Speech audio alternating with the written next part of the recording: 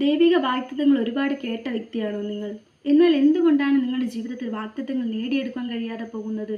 ശരിയായിട്ടുള്ള പ്രാർത്ഥനാശീലം ഇല്ലാത്തത് കൊണ്ടാണ് നിങ്ങളുടെ ജീവിതത്തിൽ വാഗ്ദത്തങ്ങൾ നേടിയെടുക്കാൻ കഴിയാതെ പോകുന്നത്. ഞാനൊരു കുഞ്ഞു കഥ പറഞ്ഞോട്ടെ. ഒരിടത്തൊരു അപ്പനും മകനും ഉണ്ടായിരുന്നു. ആ അപ്പന് മകനെ ഭയങ്കര ഇഷ്ടമായിരുന്നു.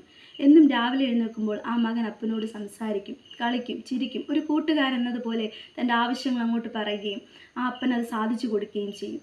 എന്നാൽ ഒരു സമയത്ത് പിന്നീടുള്ള ഒരു കാലഘട്ടത്തിൽ ആ മകൻ അപ്പനിൽ നിന്നും കുറേശ്ശെ അകലുവാനായിട്ടിടയായി തീർന്നു. ആ അപ്പൻ്റെ ഹൃദയം വളരെയധികം തകരുവാനും ഹൃദയം വേദനിക്കുവാനിടയായി. എൻ്റെ കൂടെ കളിച്ചുകൊണ്ടിരുന്ന, എൻ്റെ കൂടെ സംസാരിച്ചുകൊണ്ടിരുന്ന എൻ്റെ മകൻ ഇപ്പോൾ എന്നോട് സംസാരിക്കുന്നില്ല, എന്നോട് അടുക്കുന്നില്ല.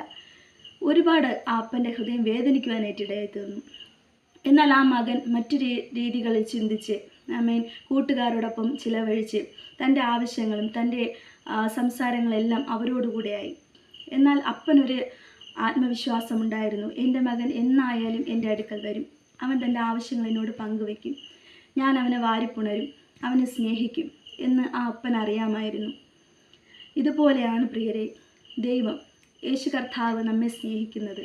നാം ഒരു ദിവസം ആ അപ്പനോട് സംസാരിച്ചില്ലെങ്കിൽ, ഒരു ദിവസം നമ്മൾ രാവിലെ എഴുന്നേൽക്കുമ്പോൾ അപ്പൻ്റെ മുഖത്തേക്ക് നോക്കിയില്ലെങ്കിൽ, ആ യേശു കർത്താവിൻ്റെ ഹൃദയം അത്രമാത്രം വേദനിക്കും.